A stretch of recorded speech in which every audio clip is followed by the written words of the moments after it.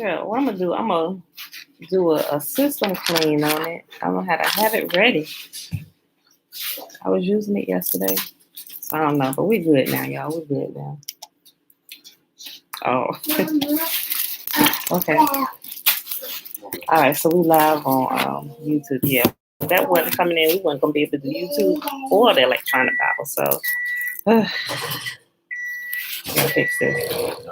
All right, y'all. So happy Sunday. It is May the 23rd, 2021, day 161 of year 3 of reading through the books of the law and the prophets, and of the 3-year consecutive day count, day 830. Today, guys, we're reading 2 Chronicles 36, 37, and 38. Remember, it's 39 chapters.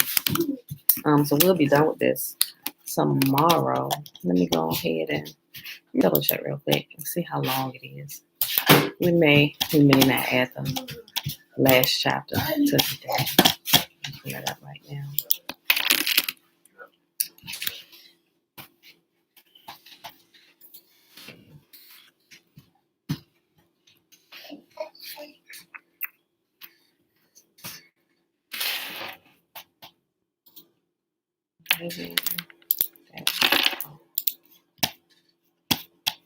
Let me check it real quick, y'all.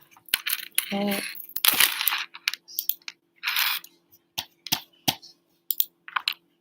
No, y'all, what I'm talking about? It's 36. Ooh, I knew I had to check it. I'm sorry. We are reading the last chapter of 2 Chronicles today, which is chapter 36, 36 and 39. Then we're reading Ezra. Okay. Ezra 1 and 2. Okay. My bad, y'all. It was 36, not 39. I checked it the other day and I flipped my 6 to a 9. Okay. All right, y'all. So let me correct it. Today we're reading 2 Chronicles chapter 36, which is the last chapter of 2 Chronicles. Then we start in the book of Ezra. So we're going to read 2 Chronicles 36 and Ezra 1 and 2. Then we're going to hop on over to Fossilized Customs. Okay, y'all. So let's go ahead and do the Shema first before we get started. Sorry for the technical difficulties, y'all. YouTube, I brought y'all in a little bit later than normal. My screen kept going black over here. My laptop, I don't know what's going on with it. I know there might be a virus or something. I don't know. All right. Okay. Auntie, shalom. Shayla, shalom. Okay.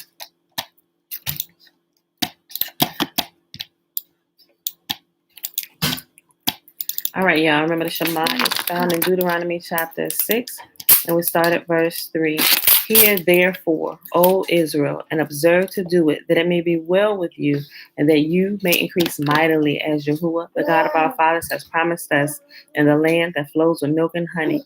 Hear, O Israel, Yahuwah, our God, He is one God, and you shall love Yahuwah your God with all your heart, and with all your soul, and with all your might. And these words which I command you this day shall be in your heart, and you shall teach them diligently unto your children, and shall talk of them when you sit in your house, and when you walk by the way, and when you lie down, and when you rise up. And you shall bind them for a sign upon your hand, and they shall be as frontlets between your eyes.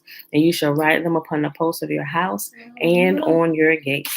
And Yahuwah commanded us to do all these statutes, to fear Yahuwah our God for our good always, that He might preserve us alive as it is at this day.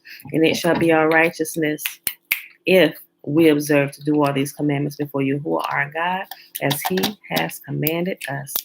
Okay, y'all. So let's go ahead and start with the reading. Today, 2 Chronicles chapter 36. Then the people of the land took Josiah's son Jehoahaz and made him the next king in Jerusalem. Jehoahaz was 23 years old when he became king, and he reigned in Jerusalem 3 months. Then he was deposed by the king of Egypt, who demanded that Judah pay 7,500 pounds of silver and 75 pounds of gold as tribute. The king of Egypt then installed Eliakim, the brother of Jehoahaz, as the next king of Judah and Jerusalem, and he changed Eliakim's name to Jehoiakim. Then Necho took Jehoahaz to Egypt as a prisoner. Jehoiakim was 25 years old when he became king, and he reigned in Jerusalem 11 years. He did what was evil in the sight of Yahuwah his God. Then King Nebuchadnezzar of Babylon came to Jerusalem and captured it, and he bound Jehoiakim in bronze chains and led him away to Babylon. Nebuchadnezzar also took some of the treasures from the temple of Yahuwah, and he placed them inside of his palace in Babylon. The rest of the events in Jehoiakim's reign, including all the evil things he did and everything found against him, are recorded in the book of the kings of Israel and Judah. Then his son Jehoiachin became the next king. Jehoiachin was 18 years old when he became king, and he reigned in Jerusalem 3 months and 10 days. Jehoiachin did what was evil in Yahuwah's sight. In the spring of the year, King Nebuchadnezzar took Jehoiachin to Babylon. Many treasures from the temple of Yahuwah were also taken to Babylon at that time, and Nebuchadnezzar installed Jehoiachin's uncle, Zedekiah, as the next king in Judah and Jerusalem. Zedekiah was 21 years old when he became king, and he reigned in Jerusalem 11 years.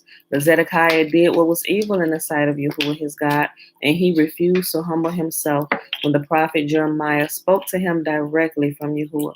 He also rebelled against King Nebuchadnezzar, even though he had taken an oath of loyalty in Yahuwah's name. Zedekiah was a hard and stubborn man, refusing to turn to Yahuwah, the God of Israel.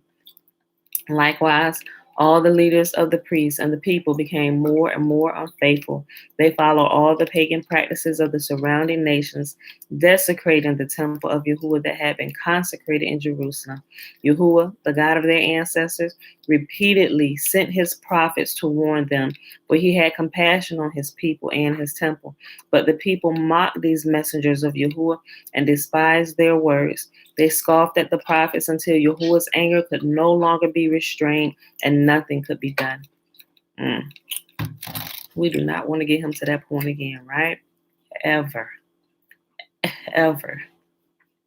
So Yahuwah brought the king of Babylon against him. The Babylonians killed Judah's young men, even chasing after them into the temple. They had no pity on the people, killing both young men and young women, the old and the infirm. Yahuwah handed all of them over to Nebuchadnezzar. The king took home to Babylon all the articles, large and small, large and small, used in the temple of Yahuwah, and the treasures from both Yahuwah's temple and from the palace of the king and his officials. Then his army burnt the temple of Yahuwah, tore down the walls of Jerusalem, burned all the palaces, and completely destroyed everything of value. The few who survived were taken as exiles to Babylon, and they became servants to the king and his sons until the kingdom of Persia came to power.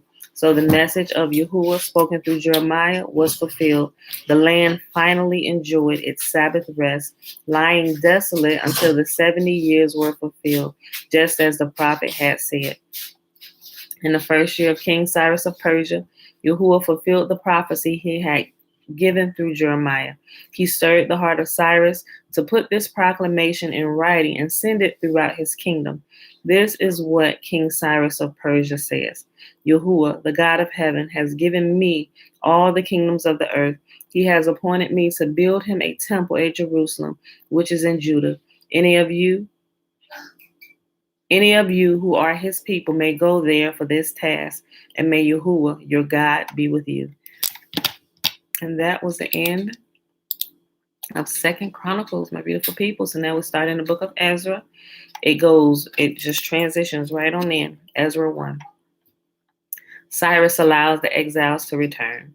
In the first year of King Cyrus of Persia, Yahuwah fulfilled the prophecy he had given through Jeremiah. In the first year of King Cyrus of Persia, Yahuwah fulfilled the prophecy he had given through Jeremiah.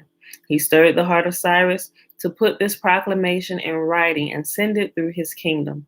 This is what King Cyrus of Persia says. Yahuwah, the God of heaven, has given me all the kingdoms of the earth. He has appointed me to build him a temple at Jerusalem, which is in Judah. Any of you who are his people may go to Jerusalem and Judah to rebuild this temple of Yahuwah, the God of Israel, who lives in Jerusalem. And may your God be with you. Wherever this Hebrew remnant is found, let their neighbors contribute toward their expenses by giving them silver and gold, supplies for the journey, and livestock, as well as a voluntary offering for the temple of Yahuwah in Jerusalem. Then Yahuwah stirred the hearts of the priests and Levites and the leaders of the tribes of Judah and Benjamin to go to Jerusalem to rebuild the temple of Yahuwah, and all their neighbors assisted by giving them articles of silver and gold, supplies for the journey, and livestock. They gave them many valuable gifts in addition to all the voluntary offerings. King Cyrus himself brought out the articles that King Nebuchadnezzar had taken from Yahuwah's temple in Jerusalem and had placed in the temple of his own gods.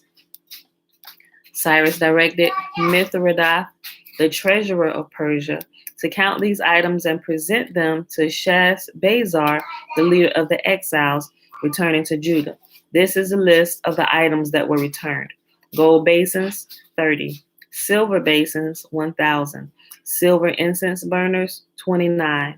Gold bowls, 30. Silver bowls, 410. Other items, 1,000. In all, there were 5,400 articles of gold and silver. Sheshbazzar bore all these along when the exiles went from Babylon to Jerusalem.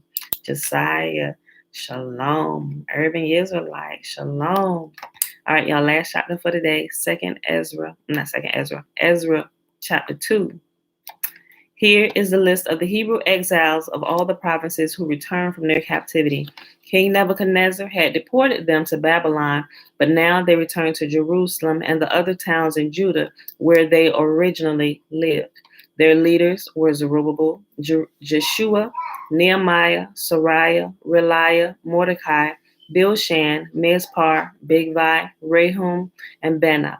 This is the number of men of Israel who returned from the exile. The family of Parosh, 2,172. The family of Shephatiah, 372. The family of Ara, 775.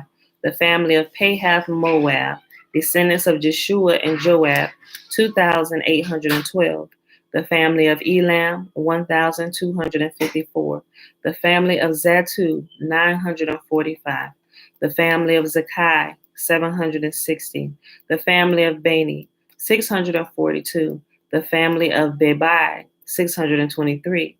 The family of Azgad, 1,222. The family of Adonikam, 666. The family of Bigvai, 2,056. The family of Aden, 454. The family of Ater, descendants of Hezekiah, 98. The family of Bezai, 323. The family of Jorah, 112. The family of Hashem, 223. The family of Gibbar, 95. The people of Bethlehem, 123. The people of Nephtophah, 56. The people of Anathoth, 128. The people of Beth Asmaveth, 42. The people of Kiriath Jearim, Kephirah, and Berial, 743. The people of Ramah and Geba, 621. The people of Michmash, 122. The people of Bethel and Ai, 223. The citizens of Nebo, 52. The citizens of Magbish, 156. The citizens of West Elam, 1,254. The citizens of Haram, 320. The citizens of Lod, Hadid, and Ono, 725. The citizens of Jericho, 345. The citizens of Sanaa, 3,630.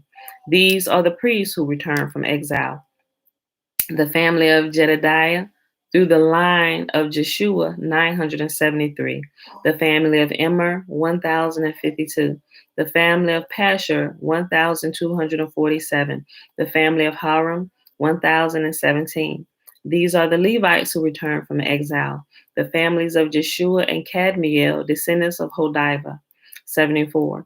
The singers of the family of Asaph, 128. The gatekeepers of the families of Shelem, Eter, Talmon, Akub, Hatita, and Shobai, 139.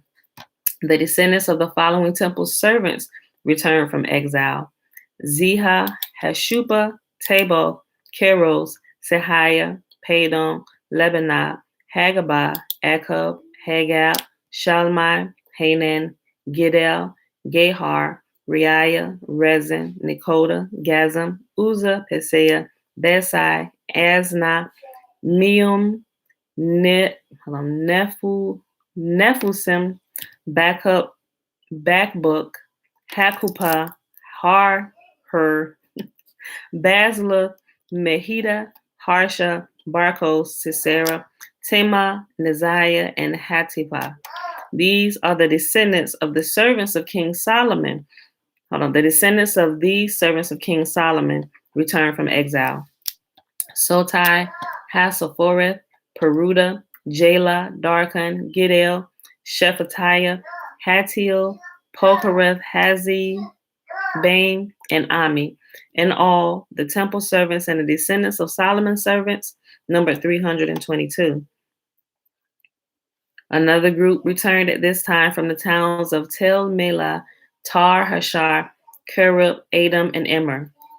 However, they could not prove that they or their families were descendants of Israel. This group included the families of Deliah, Tobiah, Nekoda, a total of 652 people. 3 families of priests, Hobiah, Hekos, and Barzillai, also returned. This Barzillai had married a woman who was a descendant of Barzillai of Gilead, and he had taken her family name. They searched for their names in the genealogical records, but they were not found, so they were disqualified from serving as priests. The governor told them not to eat the priest's share of the food from the sacrifices until a priest could consult Yahuwah about the matter by using the Urim and the Thummim, the sacred lots. And just bring this out real quick. They also say right here that the sacrifices are food. I'll read it again. The governor told them not to eat the priest's share of the food from the sacrifices until a priest could consult Yahuwah about the matter using the Urim and the Thummim, the sacred lots. So a total of 42,360 people returned to Judah, in addition to 7,337 servants and 200 singers, both men and women. They took with them 736 horses, 245 mules, 435 camels, and 6,720 donkeys. When they arrived at the temple of Yahuwah in Jerusalem, some of the family leaders made voluntary offerings toward the rebuilding of Yahuwah's temple on its original site, and each leader gave as much as he could. The total of their gifts came to 61,000 gold coins and 6,250 pounds of silver and 100 robes for the priests. So the priests, the Levites, the singers, the gatekeepers, the temple servants, and some of the common people settled in villages near Jerusalem. The rest of the people returned to their own towns throughout Israel. That was a long chapter. That was 70 verses. Okay, y'all. Last chapter 4. No, that was the last one. Ezra 2. I'm sorry. Yeah, Ezra chapter 2. Okay, y'all. So let's go ahead and hop on over to Fossilized Customs. And we'll pick up where we left off at yesterday. And I said I was going to reread this section at the middle of the page where it starts at Deuteronomy chapter 7, verse 26. So we were talking about jolly old Saint Nick and how he came into play and how he was originally a leprechaun, but when they wanted to spread the word about him to the masses and to the different religions across the world, he increased his size and gave him a fat belly and made him look jolly, right? So if you were here yesterday, we read through all the details of that. So we're just picking this back up. Actually, we're going to read like I said, read the end of this that we read yesterday. Then we're going to pick up with who is Asherah, which is only like about 6 sentences down. Okay. Deuteronomy chapter 7, verse 26. Do not bring a detestable thing into your house, or you, like it, will be set apart for destruction. Utterly arbor and detest it, for it is set apart for destruction. Yahuwah warned Israel not to erect an Asherah next to his altar, nor bring a detestable thing into your house. And real quick, just in case you didn't know, just like I said, if new people come and they don't know what an Asherah pole is, just to make a long story short, they are phallus symbols or symbols, obelisks, things that represent the male penis is all a part of the pagan worship. The Christmas tree also represents that. Remember the ornaments, the balls that you hang up there represents the man's testicle. People don't really stream the tinsel across it anymore, but that represented the semen. Wreaths, the circle wreaths that you put on the door represented the female genitalia, right? So a lot of people do this in ignorance and not knowing. But you can't in good conscience do it anymore once you know, right? Hold on, let's go up here. Yahuwah warned Israel not to erect an Asherah next to his altar, nor bring a detestable thing into your house. Even though we may not remember what it represented long ago, Yahuwah hasn't forgotten at all. He does not change or forget the origins of behavior. The Asherah is a deal breaker with Yahuwah. He won't stand for it. He dispersed the northern tribes of Israel into the nations, and they have lived as pagans for 2,700 plus years. They left Yahuwah's covenant, but they have held fast to the Asherah, the plural Asherah. So remember, the 10 tribes is talking about the 10 tribes when it says Israel. It's not talking about the whole of them because remember they split. So Israel, the 10 tribes were referred to as Israel, and the last two, which was Judah and Benjamin, is referred to the kingdom of Judah or the southern kingdom of Judah or just Judah, right? But when you hear Judah, you know Judah comprises of Benjamin, a little bit of Simeon, and also some Levitical priests. Every tribe had Levites within them that stayed within their lands.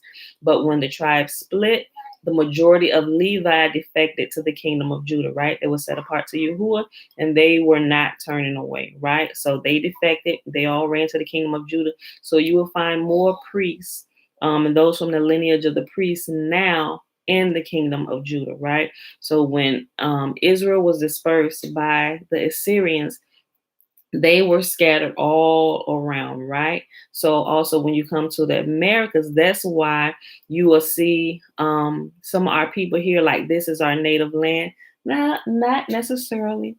You got to remember, you have to keep all the story together. You were scattered first.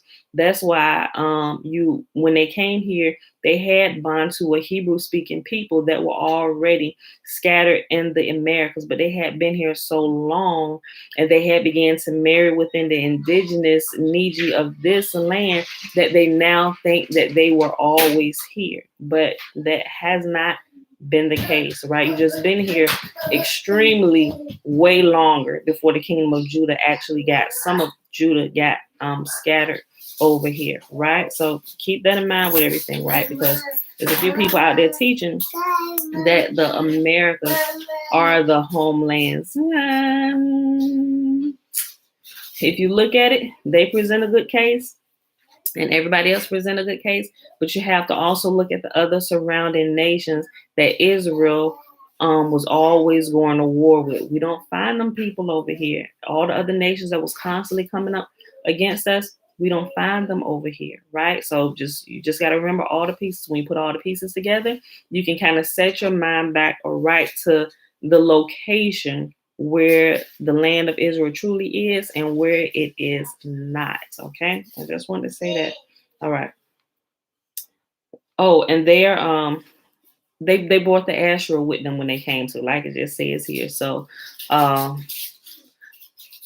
lot of times you will also see them like they will still cling and hold on to the blood sacrifice. You know, it all falls in line with the Asherah. You know, so once you understand this, you can really begin to see a lot clearer on why they kind of still cling tight and won't simply just turn to Yahuwah alone, right? Because they've been steeped in it way longer than what Judah has been before they were scattered here and made to forget who they were, right?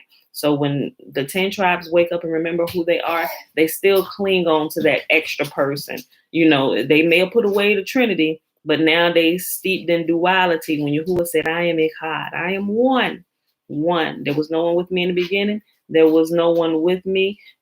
And there will be no one with me in the end. It's me. You're only to talk to me. My people, only me, not me and somebody else. Me alone. Okay.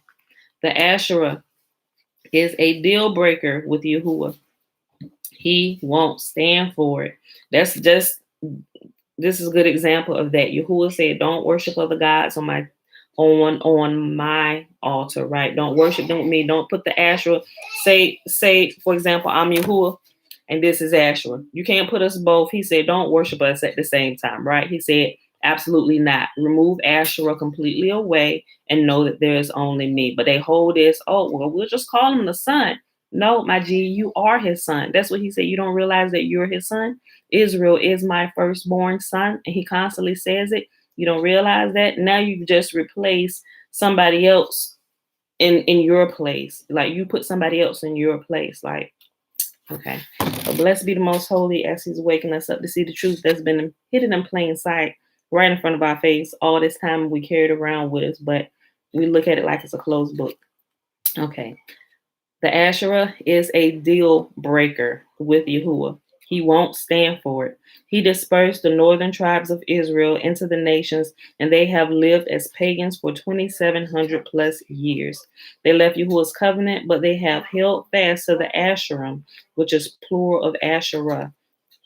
Asher is a Hebrew term meaning happy and is a word used as a proper noun. The father of the tribe of Asher, Aleph Shin Resh. That's the ASR. So ASR, remember in Hebrew, they don't say the alphabet like we do in English, like A, B, C, D. They actually say the sound of the letter.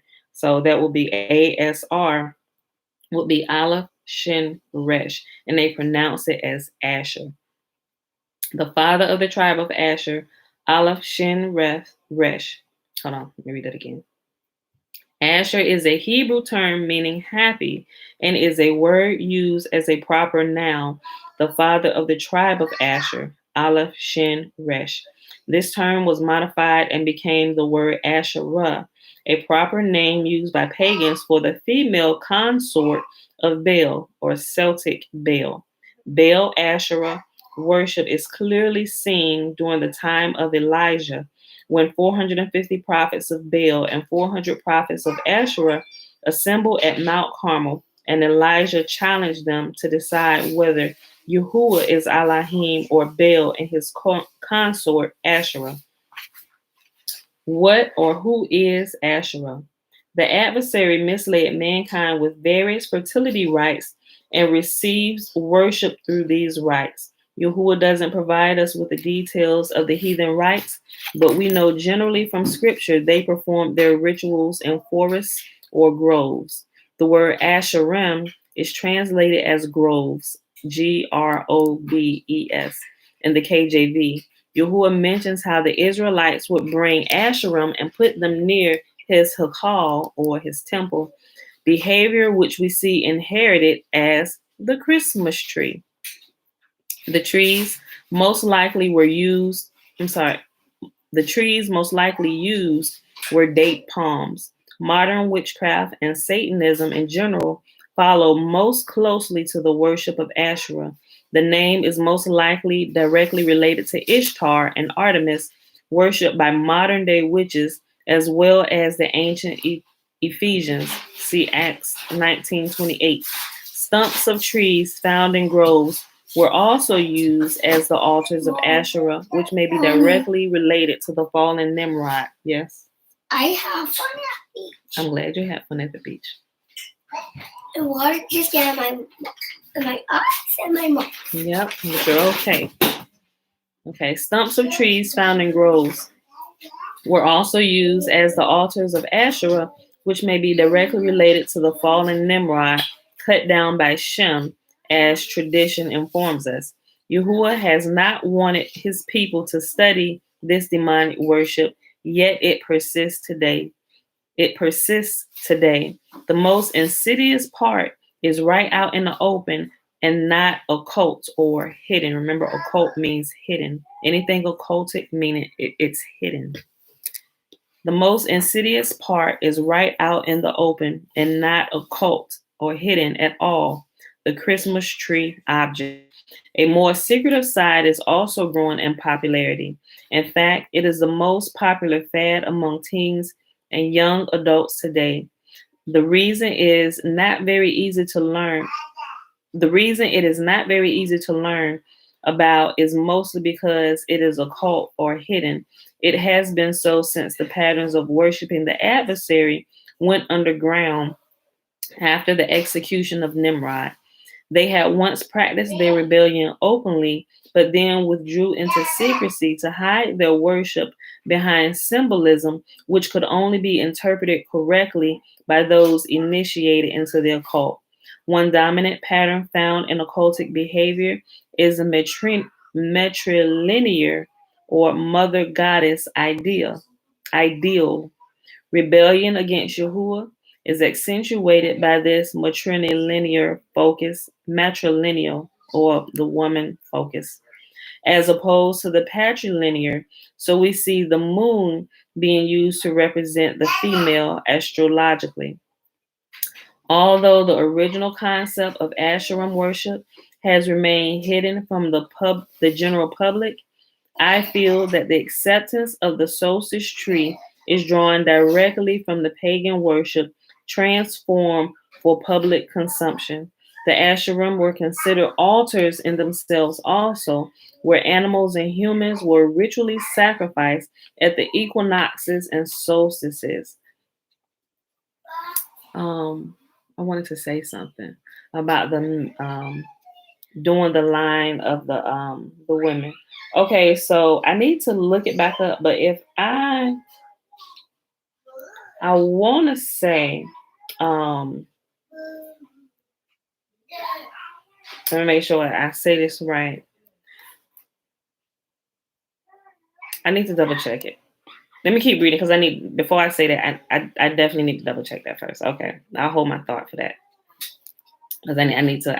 I'm almost sure, but I definitely need to double check it before I see it. Okay, let me make myself a note before I even say that.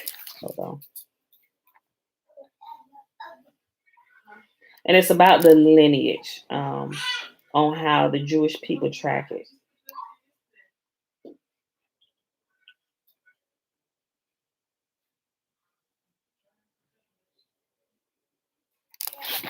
I'm almost certain that I got it right, but like I said, I'm gonna double check it and I'll come back and tell y'all probably tomorrow. Okay. The Asherim were considered altars in themselves also, where animals and humans were ritually sacrificed at the equinoxes and solstices. This altar could take the form of a tree stump with the trunk snapped off, leaving jagged spike-like splinters. The Christmas tree phenomenon is also a type of altar where gifts and offerings are placed. Easter is a word derived from Ishtar, Ashtoreth, and Asarte. Tree worship is the most prominent feature. However, the serpent gets involved also. It seems that the adversary has the tree and the serpent seared into its mind indelibly. A serpent around a stump is one of the symbols we find used in ancient pagan religions. The tree of life, Etz HaChaim, and the tree of knowledge of good and evil may be the sources this fallen being is borrowing from in the design of the false worship. But we know it is forbidden to worship Yahuwah in any false or perverted manner. Rebellion is as the sin of witchcraft, and we certainly know that any involvement with Asherim is witchcraft. Some have even suggested that the symbol of the cross may have been a style of Asherah pole used by certain pagans, and that it was brought into the mixed worship of Christianity. Some styles of Asherim have cross-like and ankh-like, ankh-like shapes. Certainly, the Christmas tree is considered a Christian symbol, yet the common culture has no idea how it actually relates to anything associated with Yahuwah or Santa Claus for that matter. No one can explain what the Christmas tree has to do with Santa Claus either. It's all developed very rapidly in Western culture. It's like a Cajun gumbo where every possible pagan item has been thrown together into a big stinky stew or cup of abominations. I guess that's what you could call Cajun gumbo for real. Like, cause that's a big pot of just yuck. I mean, I guess it tastes good, but it's a big cup of abominations and things full of stuff we shouldn't be eating. The harlot teaches them to her subjects, keeping them in a drunken stupor by making them all drink from her cup every week on Sunday. Light and darkness are discussed at Ephesians 5 through 14.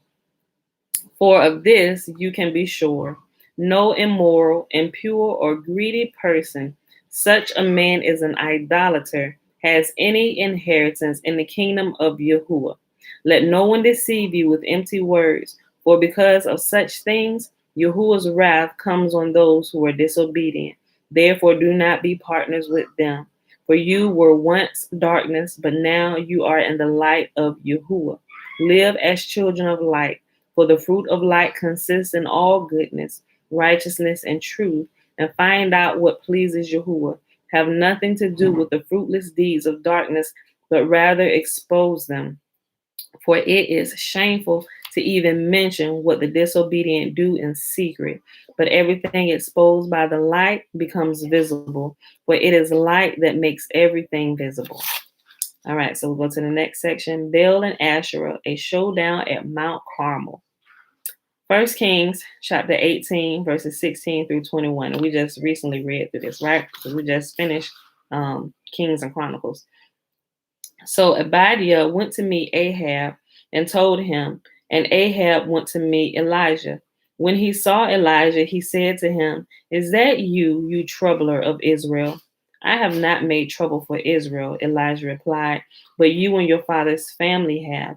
You have abandoned Yahuwah's commands and have followed the Baals. Now summon the people from all over Israel to meet me on Mount Carmel, and bring the 450 prophets of Baal and the 400 prophets of Asherah who eat at Jezebel's table." So Ahab sent word through all Israel and assembled the prophets on Mount Carmel. Elijah went before the people and said, "How long will you waver between two opinions? If Yahuwah is Elohim, follow him. But if Baal is Elohim, follow him." Now let's just keep in mind, Ahab and Jezebel, they were Israel, right? Well, Jezebel had another father, but Ahab was Israel. Elijah is talking to his own people. Ahab, he was a wicked king, but he came from us, right? Elijah only went to him because he had turned from the ways of Yah. Remember, Israel, the 10 tribes that were scattered, they would not put away the Asherah, right? They installed their own priests, right? They didn't follow any of the regulations by Yahuwah. They did what they wanted to do, right? So remember, when we're talking about Ahab, we ain't talking about another nation or whoever. We're talking about our very own people. This book is a history about our people and our foolishness and how we constantly got our tails tore off by Yah because we did not follow the instructions, right? Because we're to be the light of the world. If we're to be the light of the world, we need to be walking in a certain manner so that when people come to seek the light, there won't be any darkness found. So Ahab sent word throughout all Israel and assembled the prophets on Mount Carmel. Elijah went before the people and said, "How long will you waver between two opinions? If Yahuwah is Elohim, follow him. But if Baal is Elohim, follow him." Wreaths, ornaments, etc. The round wreath symbolizes the sun and at the same time the womb, both thought of as symbols of fertility to pagans. The sun was male, but his symbol was that of the female. The vertical tree was decorated with male symbols of fertility, testes, in parentheses, it has balls. Well, not, but the balls you hang on the tree, but it's still the same thing, balls and balls. It's referring to the testicles. Yet was the image, the vertical tree was decorated with the male symbols of fertility, testes or balls, yet was the image of the female, connecting the heavens to the earth.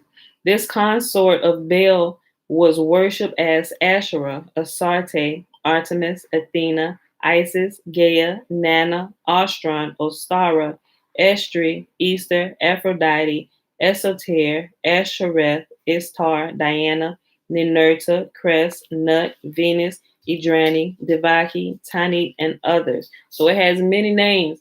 Depending on what culture you're in, it's going to take on a different name, but it's the same sinister type of worship. Yes, baby. I want to go to the beach again.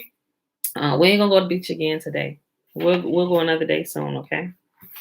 This tree was named Asherah in the Hebrew scriptures, and her worship continues as we see recorded in the book of Acts chapter 19. She is still worshipped today by Wiccans and other earth mother cults. The vernal equinox pointed to the impregnation of this earth mother, and the winter solstice pointed to the birth of Baal, the sun showing the human gestation cycle of 9 months. To the pagan, the cycle of yearly observances had great influence over them. Their festivities were all about fortune, fertility, and sex. Paul's words above describe them well. The round ornaments represented the testes, as mentioned, and have also come to be known as witch balls. Fertility symbols abound in nature worship, throwing rice at weddings in ancient cult. Oh my gosh. Look. I don't think you can throw rice now. I think it got something to do with the birds and the birds eating it and it puffing up in their stomachs and then they die. Listen to this. Listen to how many of y'all knew before I read it? I know some of y'all got the book, but how many of y'all know what the rice represent? Throwing it at married couples. Fertility symbols, y'all. Listen. Throwing rice at weddings in ancient cultures represented semen. Isaiah, turn it down. Gross. It would be interesting to see. Turn it down, Jose. No business being in our store. Come on. It's still out. Yeah. It would be, and when you do it, you need to turn it down before it comes back home. It would be interesting to see what a theologian might use as an excuse for all this. Most of them excuse things as being sanctified now. Jeremiah was the professor to the northern tribes known as the house of Israel.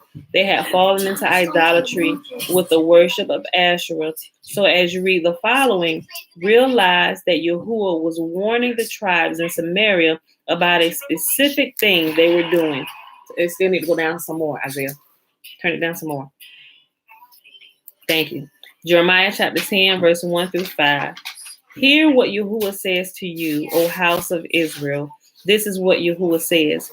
Do not learn the ways of the nations, or be terrified by signs in the sky, though the nations are terrified by them. For the custom of the peoples are worthless.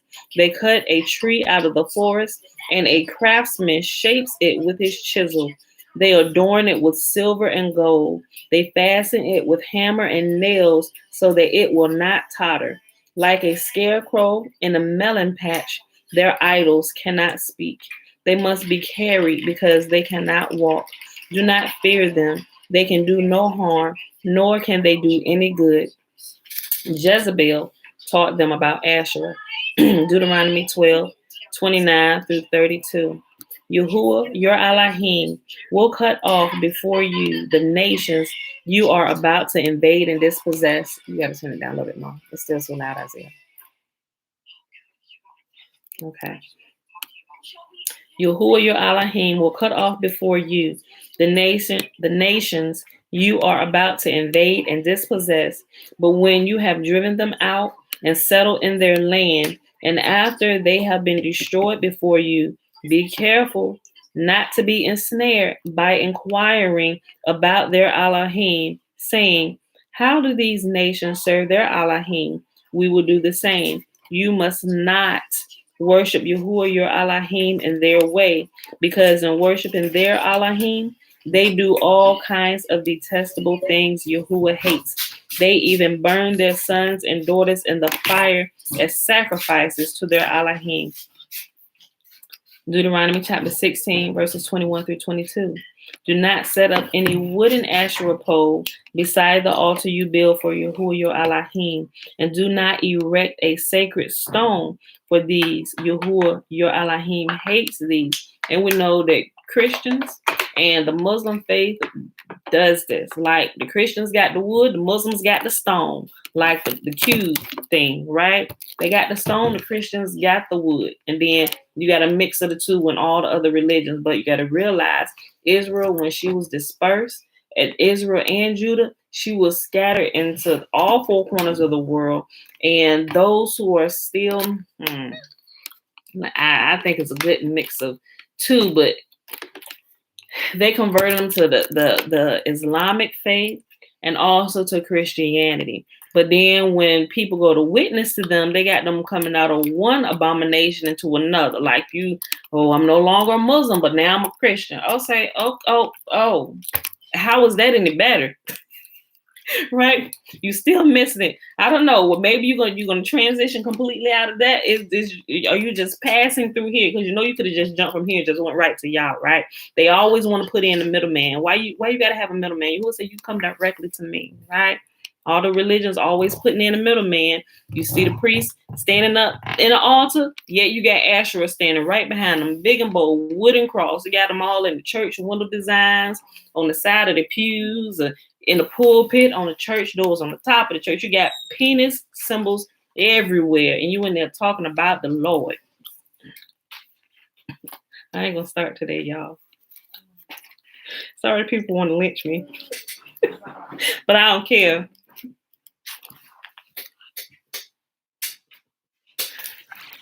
I hand you both my wrists because I know Yahuwah fights for me, right? I'm ready to see a showdown on Mount Carmel. Deuteronomy 16, 21 through 22. Do not set up any wooden Asherah pole beside the altar you build to Yahuwah your Elohim, and do not erect a sacred stone. For these Yahuwah your Elohim hates.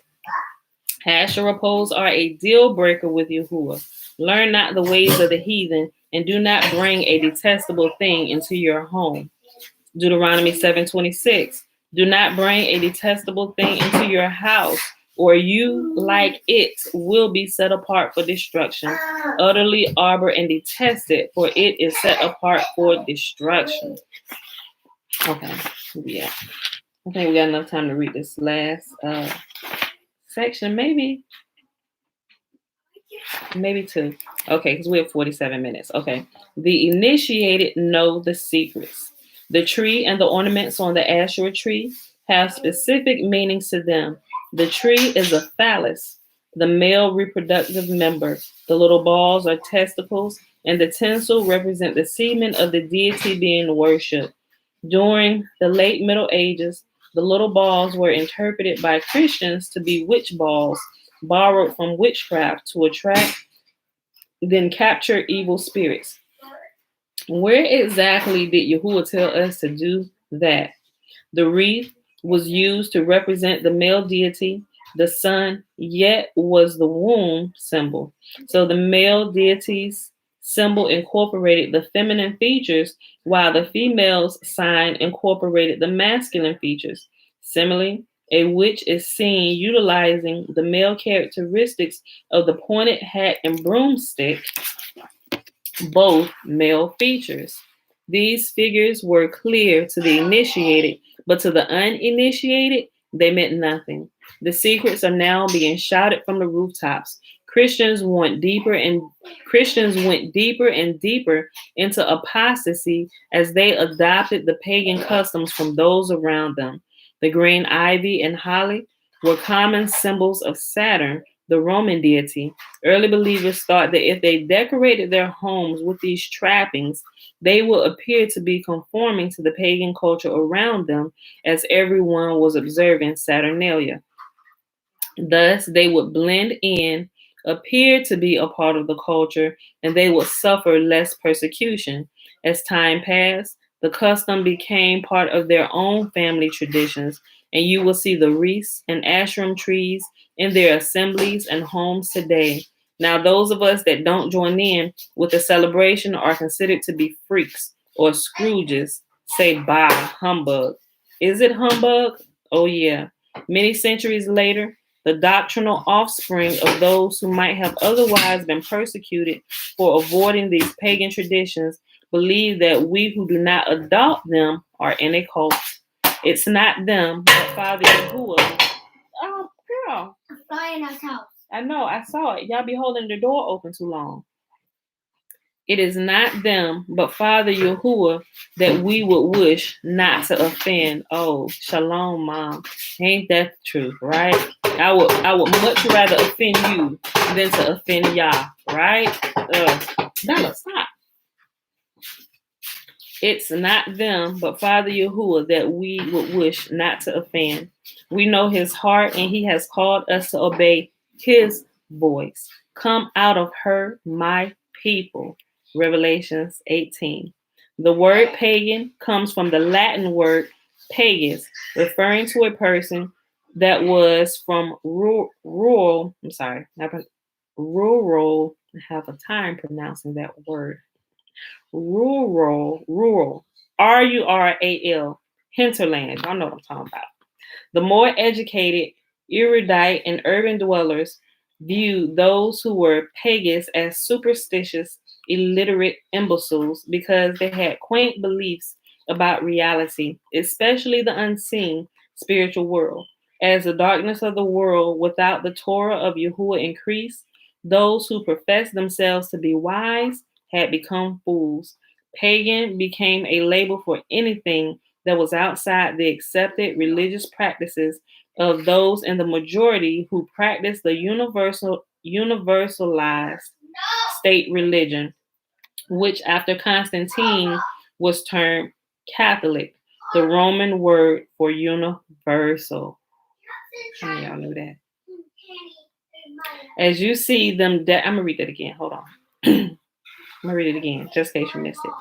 Pagan became a label for anything that was outside the accepted religious practices of those in the majority who practiced the universalized state religion, which after Constantine was termed Catholic, the Roman word for universal.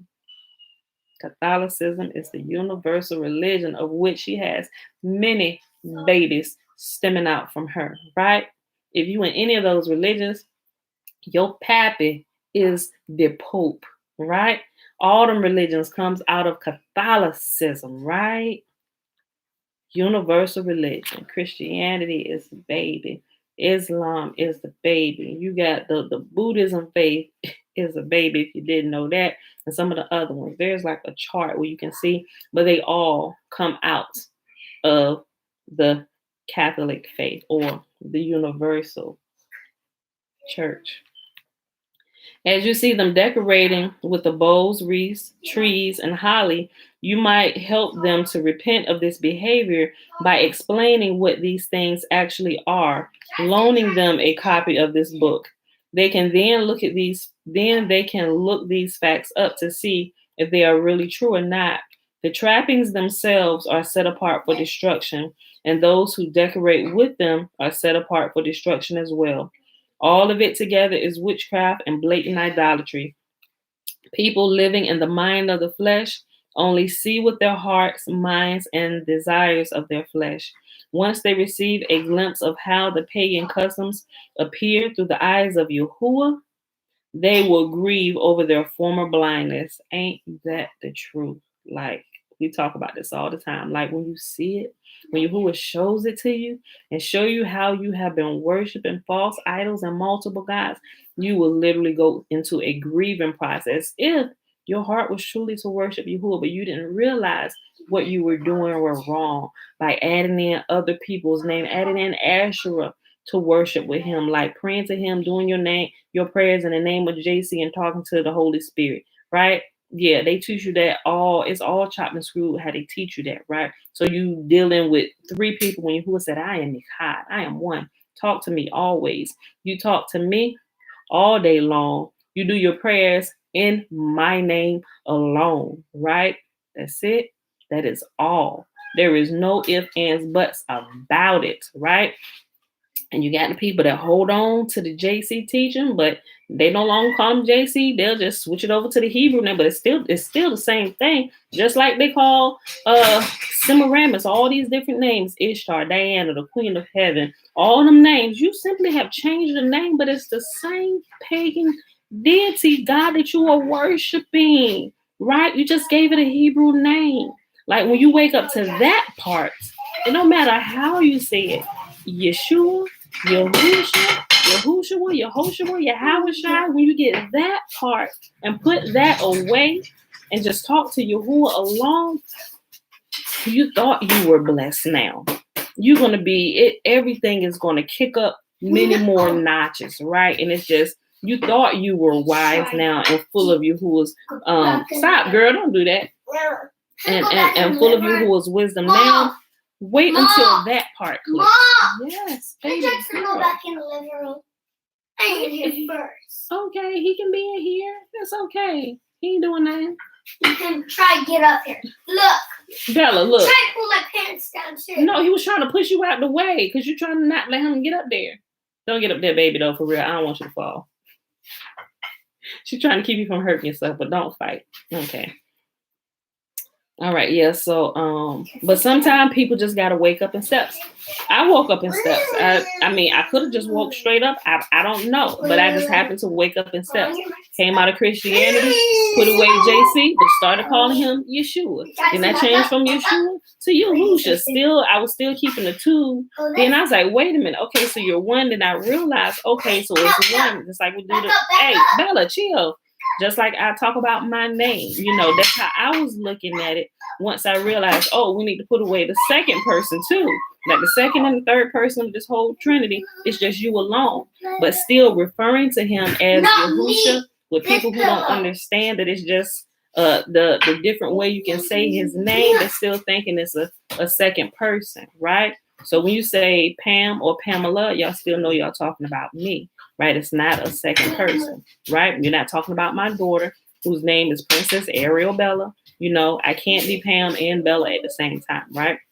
Like Trina said, I just like the name she used, how she said, you can't be Loretta and Loretta daughter at the same time. Okay, so you get that, right? Look, all of it together is witchcraft and blatant idolatry.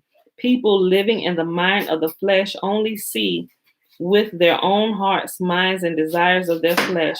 Once they receive a glimpse of how the pagan customs appear through the eyes of Yahuwah, they will grieve over their former blindness. Until they consider his will, they are blind to his perspective. They live in the mindset of the flesh. And that's my prayer, that more our people will wake up another level, right?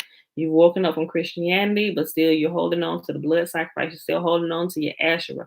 Let the Asherah go, right? Because they're full of the wisdom and the knowledge of Yah and got all this information about what happened to us through the years, but you're still holding on to the Asherah, right? It's like you try and tell them, but it's like they want to fight you. Well, JC coming back for me, or they may not say JC, but Yahusha coming back for me. He may not be coming back for him. Like, come on, y'all, why you want to fight?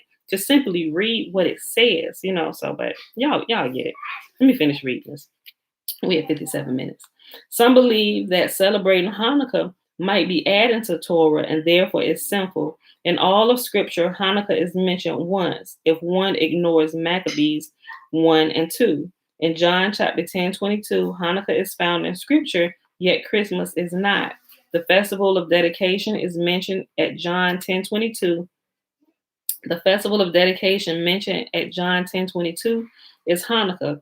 If a person shuns Christmas and begins to celebrate Hanukkah, it will have consequences for them. Relatives and friends will shun or persecute them for it, thinking they have become influenced by radical ideas.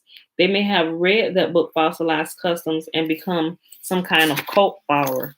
Christmas has been celebrated for 5,000 years by pagans. It simply has a new name and application. The Romans used womb wreaths at Saturnalia. So what could these possibly have to do with Yahuwah's people? Okay, we're going to read this part in Awakening. After 2,730 years in Awakening, Ephraim, A-F-R-A-I-M, was sown among the Gentiles in 722 BCE. Ephraim is referred to as lost tribes of Israel, the house of Israel, and Samaritans being from Samaria. Ephraim was the dominant tribe, the one tribe that received the blessing of the firstborn. Ephraim is also sometimes called Joseph or Yusuf or Yosef. Here in the extreme last days, the descendants of the northern tribes are living in the billions among the Gentiles as Gentiles. They were carried away for their idolatry with Baal, Asherah, a corruption brought into their customs by Jezebel, a Sidonian wife of Ahab, king of northern Israel. So you see what happens when you don't even have to multiply many women unto yourself, right? But it could be also be getting one wife to yourself who is not a who is not solely dedicated to Yahuwah. Jezebel was a Sidonian, right? And she was a wicked, wicked woman. Yet Ahab was an Israelite. He married a Sidonian woman, and she completely turned his heart away, right? Even when he was pissed about Naboth's vineyard, that Naboth wouldn't sell him. So what you crying for? Ain't you the king? You know what? I'm going to go get his vineyard for you. And she went and killed Naboth, right? Conspired against him, had him killed by lying on him and say, here's the deed to the field. Go get it. Quit crying. Right? I'm like, they were carried away for their idolatry with Baal Asherah, a corruption brought into their customs by Jezebel, a Sidonian wife of Ahab, king of northern Israel. When Yahuwah lifts the penalty on them, a great awakening is to occur prior to, let's say, Yahusha's return, right? But it's not. Let's use Yahuwah. Prior to Yahuwah returning them home. Let's say that, right? Because that's what it is. Once they return home, everybody get cleaned up, return to the Torah, all those things, then Yahuwah will make himself manifest, right? And he said he's going to come and live among his people. As Jeremiah 31:6 says, there will be a day when watchmen are not serene, cry out on the hills of Ephraim, come, let us go up to Zion, to Yahuwah, our Elohim. Remember that Paul was called the ringleader of the sect of the Nazarene, not the ringleader of the Christians. The Greek word we have been led to accept. Let's see. Okay. The followers of Yahusha call themselves Nazarene, watchmen, or branches. Since Ephraim cannot be confused together with the Yahudim, the text is clearly declaring a sweeping movement among former Gentiles and awakening and return to the Torah, the covenant. Okay, I just wanted to see how he was explaining this. Consider now what Yahusha described concerning the extreme last days. Matthew 24 relates to the end of days and the fulfillment of the times of the Gentiles. During this analysis, remember that Ephraim was the son of Joseph, and Joseph was told that he would become fruitful and his numbers would be multiplied and he would become a community of peoples. Genesis 48:4. Genesis 48:4. Remember, the descendants of Joseph are not Jews, but rather Yahuwah refers to the northern tribes by the term Ephraim. Yahusha had said that he was only sent to the lost sheep of the house of Israel. Matthew chapter 15:24. And these are the northern tribes that were dispersed. In Matthew 24, Yahusha begins by describing how the massive stones will be leveled, and that this happened about 40 years later in 70 CE. But then he moves on to describe more calamity that follows. Ultimately, he describes how a great tribulation will occur, which exceeding anything that has ever, Ultimately, he describes how a great tribulation will occur, which exceeding anything that has been since creation. He declares that if the days of this tribulation were not shortened, then no flesh would survive at all. But for the sake of the elect, those Kodashim observing his Torah, who are still on the earth, enduring to the end, he would shorten the days. So what he is indicating here is obviously the extreme end of times just prior to his return, which are the days we now live in. In the midst of this, he orders us to pray that our flight will not be in the winter or on a Sabbath day. So the Sabbath is still in force in the extreme last days, not changed as most have been taught. But there is more to understand here. The lost sheep scattered in 722 BCE are to come to their senses after 2,730 years. So that's why there are books like this suddenly being written. Read Isaiah 11. The prophecy at Ezekiel chapter 4, verses 4 and 5, concerning the exile of the lost sheep of the house of Israel, Samaritans driven into the nations in 722 BCE, shows us that 390 years was the original prescribed penalty for their Baal Asherah worship. Having not repented after 390 years in captivity, the northern tribes then had to endure the sevenfold increase of the 390-year penalty. See Leviticus 26, 27 through 28. This means that 7 times 390 years from 722 BCE, which is 2,730 years, Israel's punishment will be lifted, and a remnant of Ephraim will cry out to return to Torah. See Jeremiah chapter 31. About when is this cry to take place? They've been living among the Gentiles with their Asherah Christmas trees for 2,730 years as of the Roman year 2008 and have begun to cry out. We are praying that our flight will not be in winter or on a Sabbath, as Yahusha told us to, because of the hardship it will cause the weak among us. The flight will be caused by a great distress that is apparently planet-wide and may include nuclear fallout. Matthew 24, 15 through 27. So before I read this verse in Matthew, so if you think about this now, life with Savannah, shalom. So if we think about how, if you listen to some of the people, it makes sense when you listen to a lot of different people's perspective on who we are and where the lands are. Everybody has a little bit of truth in what they're saying, and that's what I began to notice. Right, everything may not be true, or some things may be off, but there's a bit of truth in there that'll kind of help you connect the pieces of the puzzle of what everybody else is saying. Right. Okay, so here's what I began to realize about the northern kingdom, or the 10 tribes. And I explained it earlier, right? So you have some people, it's a few people. Like I think he changed his name, like Chief Moray. Big Judah is one of them, and there's a few other people, and they're teaching that the Americas is the original lands, right?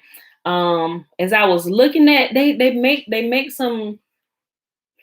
bring some really good points out. But what was missing to me is, okay, where are the other surrounding nations that constantly came and took us and traded us and sold us and enslaved us, right? You don't necessarily see them here. So that was one thing I was like, okay, y'all still missing something. I said, until y'all can prove that point, then I'll reconsider the Americas, North and South America, right? But they do some other points is kind of hidden, but you also have to realize where people go, they began to sort of kind of take their culture with them to kind of make it look like home. So there are some things that were built here that you'll also see built over in Africa and the other side of the world, right? But you have to look at like how old the structures were. But sometimes that can be deceiving just a little bit as well. And I only say that because of how long they have been here. Okay, so here's where you start getting like a little mix up. So people start getting thrown off and they start looking, okay, well, maybe that's right. They can't be true because remember, the northern tribe was scattered first. So they were already here. So they've been here over 2,700 years, right? So whereas the kingdom of Judah, we've only been scattered for about 400 years, right? So when we come here, remember our cousins have been here a very, very long time. They had a very long time to start building some of these structures and monuments and some things that remind them of home, some things that they built at home. So now what they try and do, they try and combine two timelines from the time Judah was scattered, and they try to mesh it with the time that our cousins, our other family, the northern tribe was scattered. And say, see, this don't match, because if y'all only been enslaved for 400 years, you got pyramids and stuff here that you can find down here. The Mayans, you see all these lands. These are old. These are way older than 400 years. True and true. Y'all see how, you see what I'm saying? They start to try and mix two things if you don't understand the full story. First of all, we have to realize, hold up, you're mixing two stories. The southern kingdom of Judah was scattered way later than what the northern kingdom was, right? The northern kingdom was scattered all this long time before you were scattered to different places, and a majority of you are here in the Americas, and you've had all these times, right, to assimilate into the place and build these structures to where the Johnny come lately, which would be the southern kingdom, who has been scattered here. We recognize, oh yeah, we got people that speak like, oh, you my, hey, cousin, family here. And they was like, well, how is it, but if you don't understand the full story, you kind of get things mixed up. And now you got people doing videos, or they're liar, they're government plants and this and this. And I'm like, wait a minute, hold on. Are they not paying attention? And so I'm looking at all this information. So I'm looking at the people that's going back and forth with other people saying, you're wrong. But I'm like, I see truth in you both. You both are missing a piece of the puzzle, right? You have to remember. And I think the biggest piece so far is that they're forgetting that Israel was scattered first, right? And so they're fighting. So when they lump everybody together, you got Israel who's scattered, and they're calling themselves Judah, when all actuality they're from the northern kingdom. They have the southern kingdom fighting against. It's just y'all see what I'm saying, right? It's a whole big mess. But if you would go back and you would read the story, you have to read it a couple times, right? Like I said, don't go trying to read it for some super spiritual deep revelation.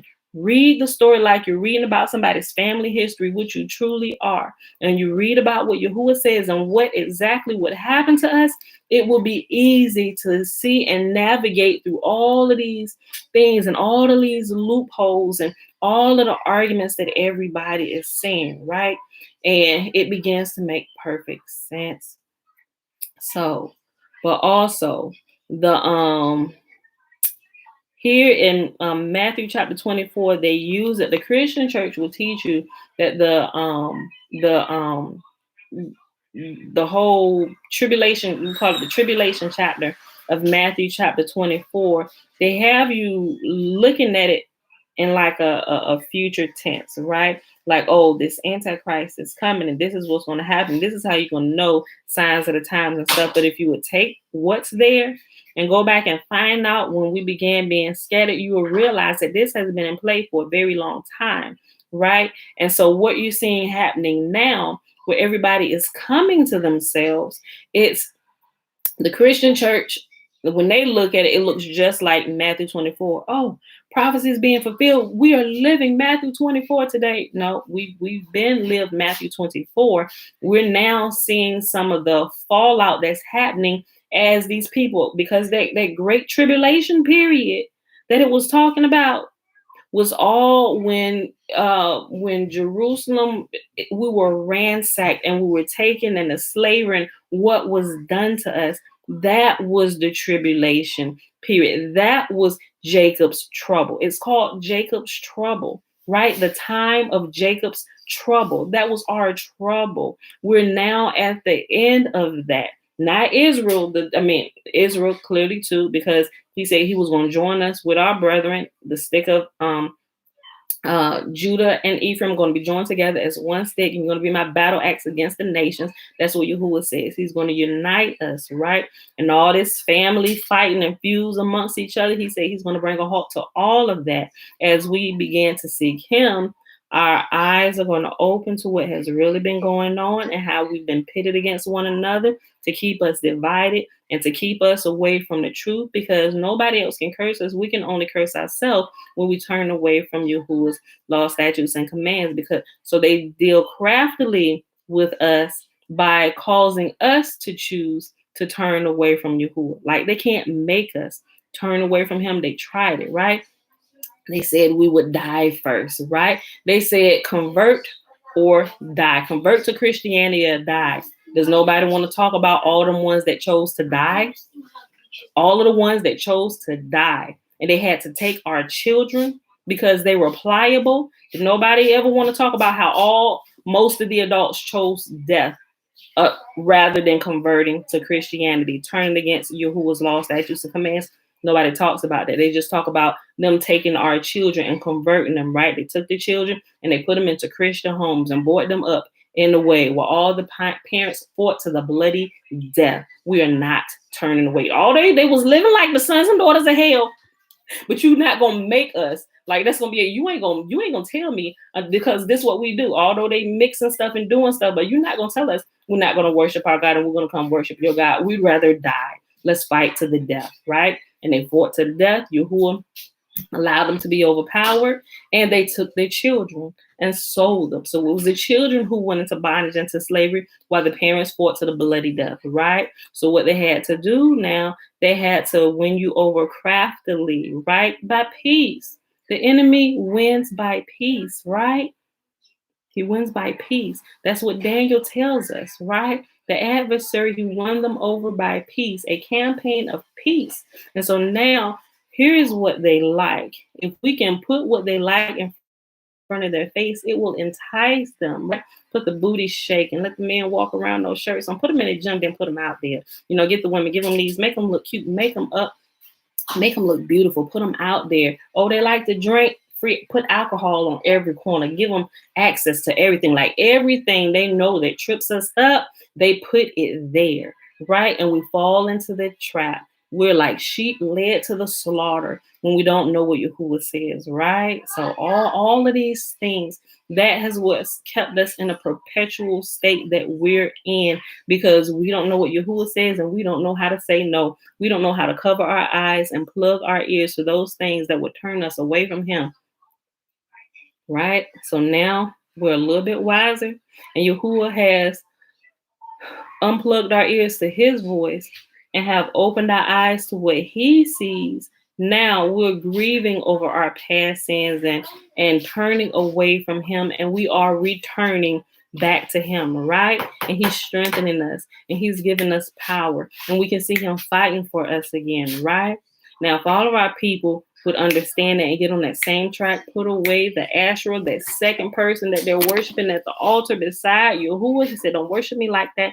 Put it all away. Worship me alone. Put away the JC, the Yahuwah, Yahweh. I mean, not the Yahuwah, the Yahusha, the Yahusha, Yahusha was all of that. All of the second person of the Trinity, the middle person, the middle man, the third, the second and the third. You don't need it. Yahuwah said, you only need me alone. Me alone, me alone, me alone, right? And then we can move in power. That's how the prophets of old and the fire fell when Elijah commanded it to. He said, you know what? This ain't for me. This is to let them know that there is a living God. Go ahead and drop that fire, y'all. Now gather up all these false prophets, the 450 and the 400, all 850 of you. Don't let anybody get free, right? You have deceived all the people and turning away from the only living God, right? Okay.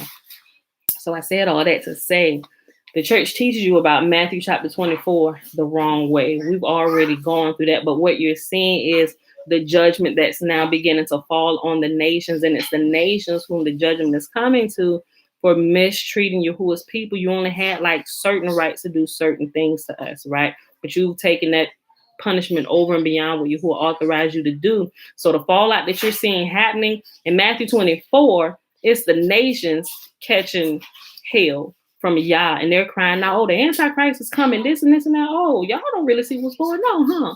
It's y'all turn to get y'all tails tore off, right? As Yahuwah's people are waking up and returning to him, judgment is falling on the nations, and they're crying out like they ain't did nothing wrong. And a lot of them don't know, because they are the descendants of those who did what was wrong. But did Yahuwah have any mercy on us? Us being the descendants? Then we have to take the fallout of what our ancestors did. All that fell on us. That's how it's happening all of what their ancestors did is now falling on them, right? And they can't take it.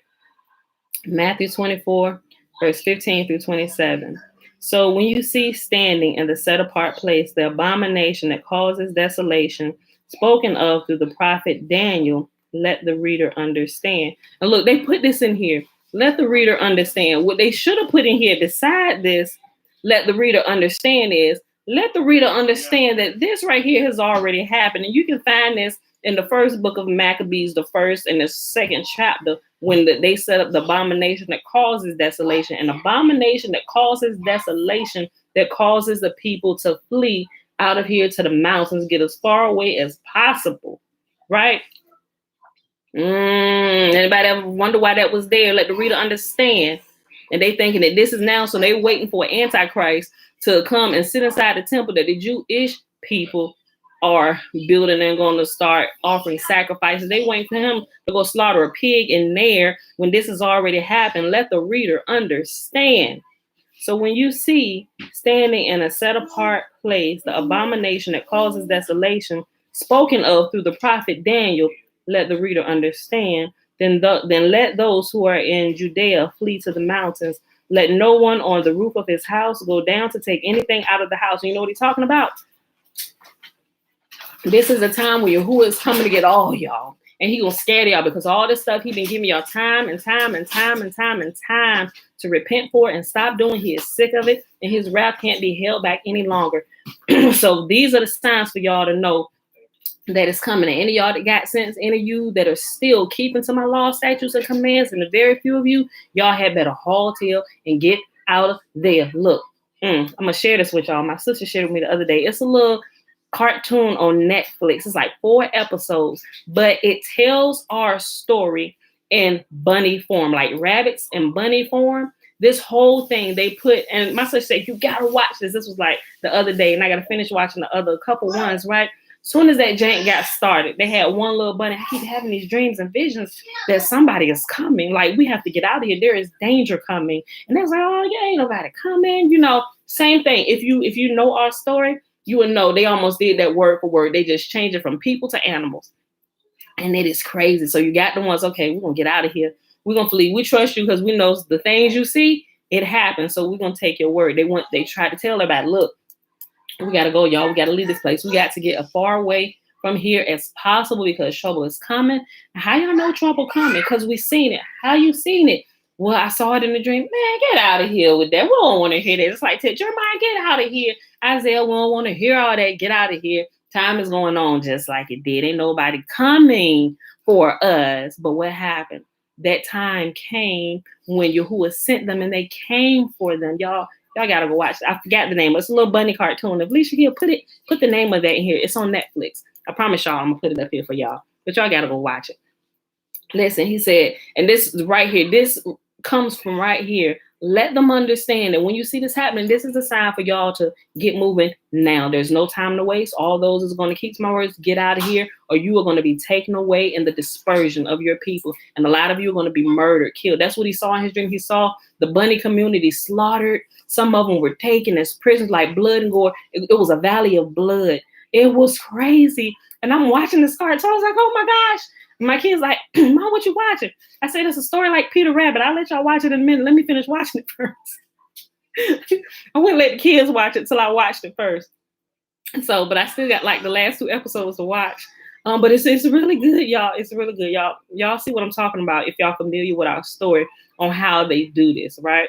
So this is when you read Matthew 24. This is exactly what that is talking about. It's not talking about an antichrist as they're teaching it, going to set up in this new temple that they're creating, you know, we're going to sanctify this with red heifer, all this. Okay, go ahead, we get the priesthood ready, we're going to start offering sacrifices. Y'all doing this tailbacks from what Yahuwah said. He said, because there will be no more sacrifices ever. No human sacrifices, no more animal sacrifices. I created my animals to live in peace, to help the ecosystem of the earth. Stop killing them. Nobody's going to hurt on my holy mountain. Does nobody read what this says? But they're starting to do things over and over. Even some of our people, those who have left and gone over there, they killing animals. I'm like, what are y'all doing? Y'all don't read it all, right?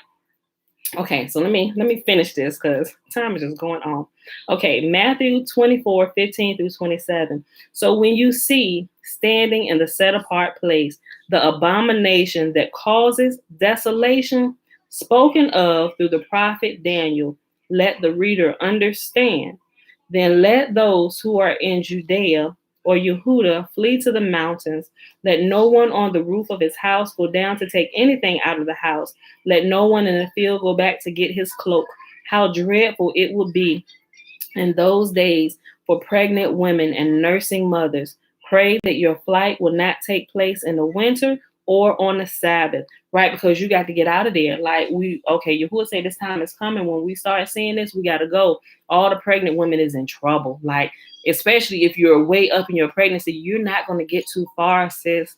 Like, so it's like, if I would have known this, it's like, yeah, let's go now. Because I don't know when it's going to happen. And I'm real fertile. We keep popping them out every 2 years. So let's go ahead and migrate away right now. So that way, just in case I might be pregnant at that time, we won't get caught. And I might not be able to make it. Because you hear what he says going to happen to pregnant women and nursing mothers and women who have already had their babies, the ones who you have to hold, they get heavy after a while. Even the tiniest babies, that weight gets heavy and the mother is not going to leave their child, right? We both going to, and so and this is what happened to our people. Pray that, let no one in the field go back to get his cloak. How dreadful it will be in those days for pregnant women and nursing mothers. Pray that your flight will not take place in winter or on a Sabbath, for then there will be great distress, unequaled from the beginning of the world until now, and never to be equaled again. If those days had not been cut short, no one would survive. But for the sake of the elect, those days will be shortened. At that time, if anyone says to you, look, here is the Mashiach, or there he is, do not believe it. Look. Oh, this makes so much sense now, right? Hold on. For false Mashiach and false prophets will appear and perform great signs and miracles and deceive even the elect, if it were possible. See, I have told you ahead of time. So if anyone tells you, there he is out in the desert, do not go out. Or here he is in the inner rooms, do not believe it. For as lightning that comes from east to the west is visible, even for as lightning that comes from the east is visible even in the west, so will be the coming. It has the coming of the Son of Man, but we know that's not right, y'all. Right, from what Yahuwah says, right? So will be the coming of Yahuwah, right? But it's going to be after what it's talking about these days, then it goes ahead. He says, so if somebody telling you that this is the day right here, don't let that deceive you, because when this day here happens, everybody gonna be able to see it. But when this thing happens right here, y'all had better get running and get out of here as fast as possible, because this ain't salvation coming. This is destruction and slavery coming. When you see this, right? It ain't Yahuwah coming to save you. No, this is destruction and slavery coming to get you, right? So when you see this, if you know what Yahuwah has said, save yourself and get out of here, right? Because when the day of salvation actually comes, when Yahuwah actually returns to a tabernacle among his people, everybody is going to see that. But when you see these signs, get your tail out of here, you and your family, right? Okay, so don't be deceived. And you stand around chilling, get out of here, right? Yahuwah said, see, I have told you ahead of time, get out of here. All right, y'all, so right here after that it says, Jezebel taught us about Asherah. He warns us to come out of her at Revelation 18, but the great harlot Jezebel's teachings are also specifically referred to as sexual immorality at Revelation 2:18 through 3:31. So I'm gonna read this last section right here with that scripture that they're talking about, and we're gonna cut it off right here, and we'll pick it up with the crowd, the Nazarene on the hills of Ephraim tomorrow. Okay, I'll read this part again. Jezebel taught us about Asherah. He warns us, come out of her at Revelation 18. But the great harlot Jezebel's teaching are also specifically referred to as sexual immorality at Revelation 2, verses 18 through 3 and 1. To the messenger of the assembly in Thyatira, write, though these are the words. Hold on. It put, these are the words of the son of Yahuwah. Let's take that out, right? No, these are the words of Yahuwah. These are the words of Yahuwah, whose eyes like blazing fire and whose feet are like burnished bronze. I know your deeds and your love and faith, your service and perseverance, and that you are now doing more than you did at first. Nevertheless, I have this against you. You tolerate that woman Jezebel who calls herself a prophetess. By her teaching, she misleads my servants into sexual immorality and the eating of food sacrificed to idols. Think about churches and pastors where they can't seem to keep their selves together. It's always whether they doing it in the church with the women or the women pastors doing it with the men, right? You don't really hear about that too much, but you got them too, right? That's one of the biggest things, the downfalls of the pastors in the Christian church. They sleeping with everything that moves, men and women, boys and girls, right? It's a disgusting thing. Anybody ever wonder about that, why that runs so rampant? It's sexual immorality, not just sexual immorality, but what they're doing, they're constantly surrounded by sexual pagan rituals and rites and things that are set up all in the church that makes it that much harder for them to even try to resist. Like you're in the midst of the abominable thing and you think you're gonna have strength to stand and say, no, sister, pull your pants up, like, or Johnny, no, put it back. Like, you seriously think you gonna get away from that? Like, you have to get out of there, like out of them church doors, right? You have to get out of that place. You go away on conferences, you find out they done had these big orgies after the power done fell, and people been slain in the spirit all over their stadium and stuff. Yet you and Miss Jones over here in the Motel 6, or maybe you got a little bit of money. You over here in the Ritz, and y'all getting it on, right? And your wife at home. You got a whole family and a girlfriend on the side, and the hoes too. Like, anybody ever wonder about all of this? Why it's so prevalent? Nobody. Because this is what the church stands for. And although it's hidden, people can't see. They think they're really worshiping God when they're really worshiping God. GOTT, which is actually the name. It's crazy. And that's why the delusion is so strong in people. It's like crabs in the bucket. It's hard to get out of there. You need the strength of Yah to open your eyes and your ears so you can see what'll make you throw up and turn around and run out of there, right? And that's what Yahuwah opening your eyes will cause you to do. You won't dare catch me in one of them places ever again, right? It's disgusting. Look. Nevertheless, I have this against you. You tolerate that woman Jezebel, that Asherah, the blood sacrifice. You tolerate that woman Jezebel who calls herself a prophetess. By her teachings, she misleads my servants into sexual immorality and the eating of food sacrificed to idols. I have given her time to repent of her immorality, but she is unwilling. And it has 390 years in parentheses. Excuse me, when you didn't repent, I remember my uncle teaching about this. It's like there are cycles that happen in your life where Yahuwah give you grace, right?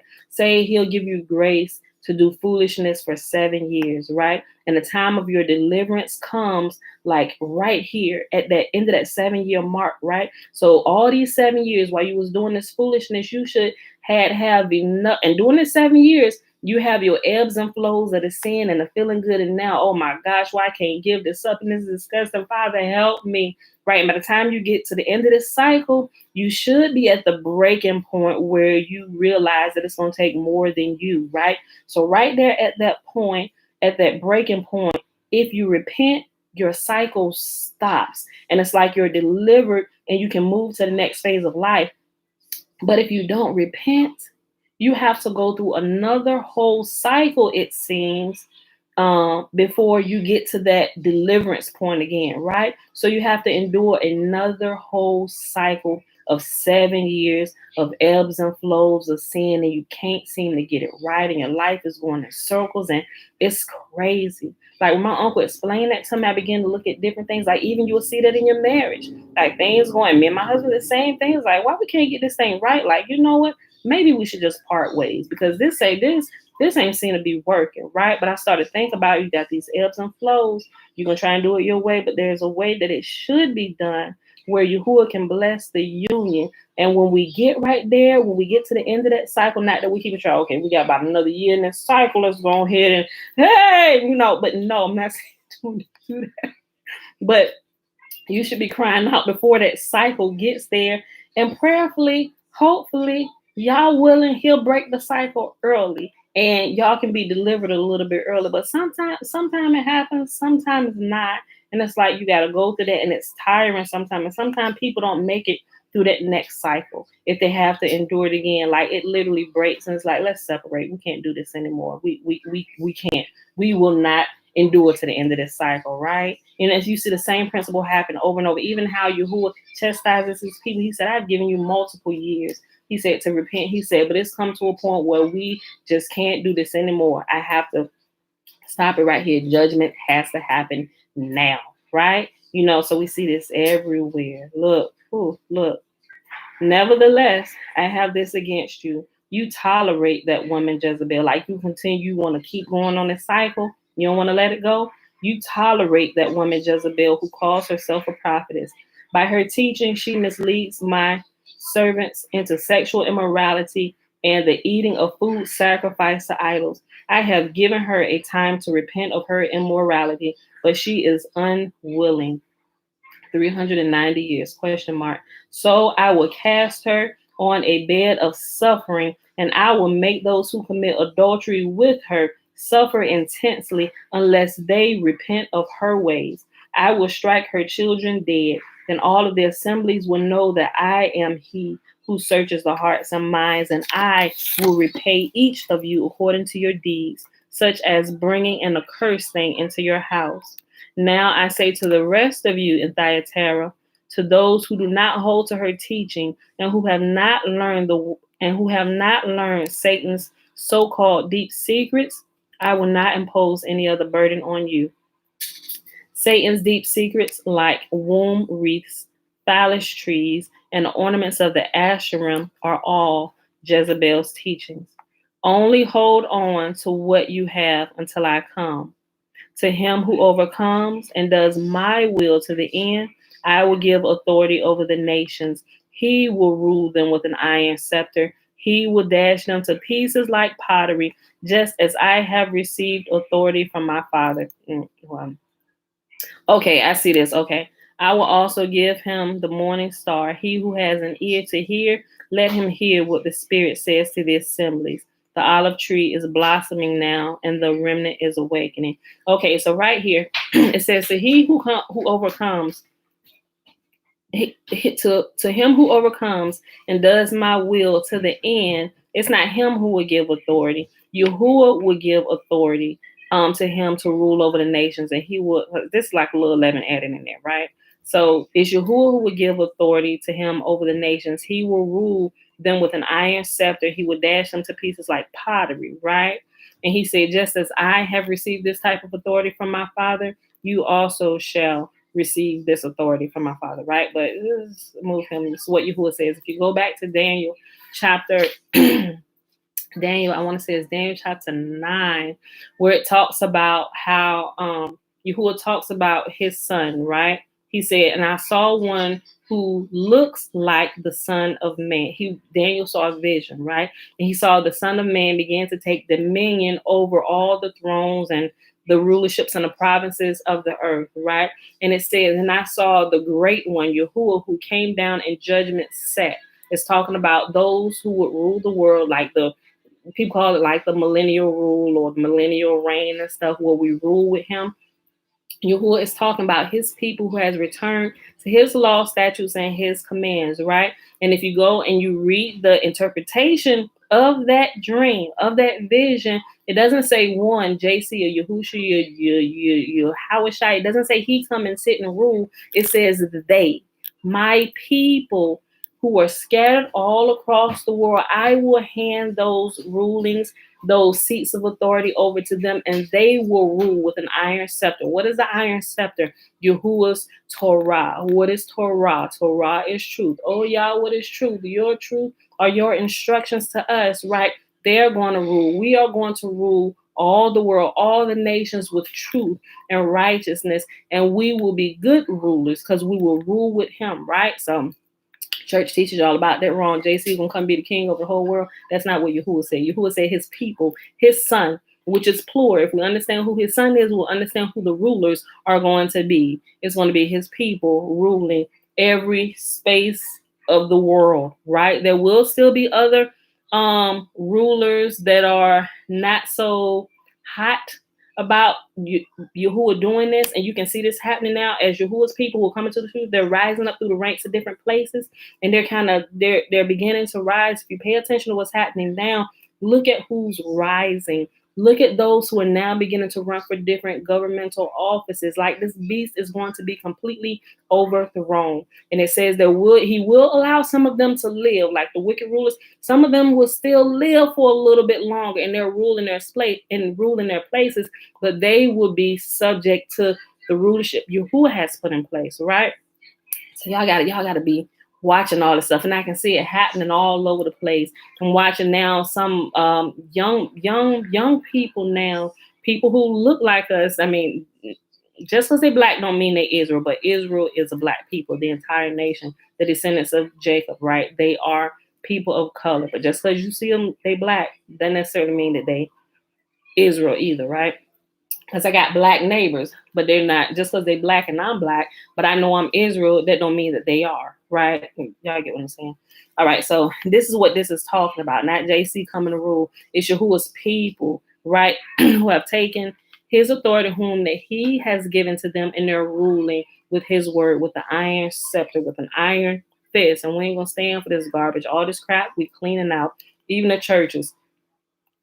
I know this might sound like blasphemy to some people, and the Left Behind movies teach you about me. We're coming to burn all them churches down.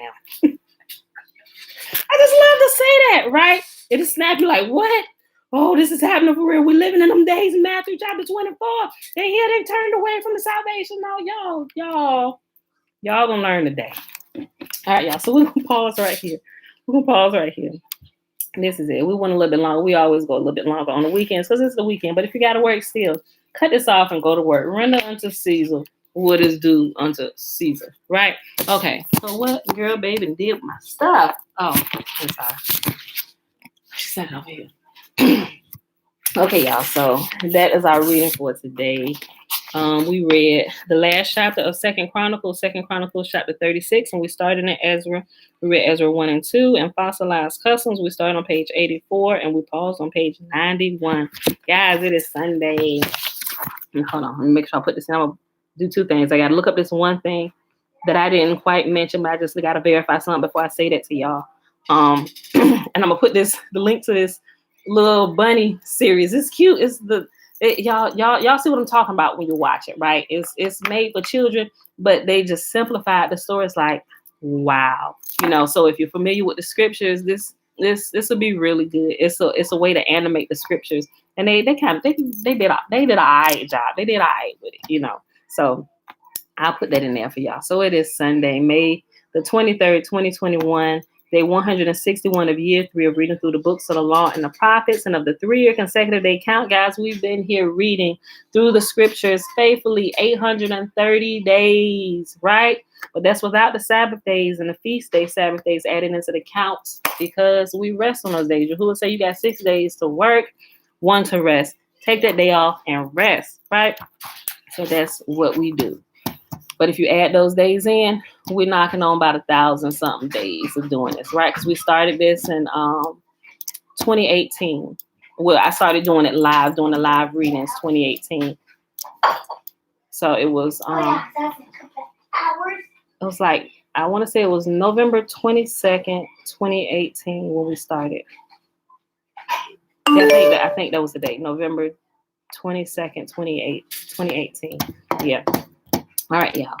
So let's go ahead and do the blessing, which is found in Numbers chapter 6, verses 22 through 27. Remember, the first 21 verses is the Nazarite vow. Man or woman can take the vow according to what Yahuwah says. And Yahuwah spake unto Moses, saying, Speak unto Aaron and unto his son, saying, On this wise ye shall bless the children of Israel, saying unto them, May Yahuwah bless us and keep us. May Yahuwah make his face shine upon us and be gracious unto us. May Yahuwah lift up his countenance upon us and give us peace. And they shall put my name upon the children of Israel, and I will bless them. Notice how this prayer specifically only incorporates Yahuwah, this blessing, right? Everything you do it in my name. Do it for my people, and I myself will come and bless them. All right, y'all. Let me double check for questions. Nothing on Facebook. Check over here. I think I saw one question.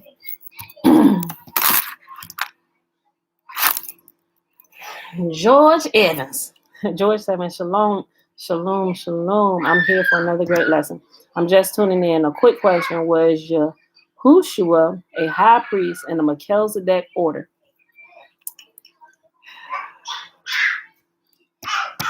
Here's what I'm going to tell you. Without giving... Okay. I'm not sure how many days you have been present when we actually kind of go through who he was, what he was, and what he was not, right?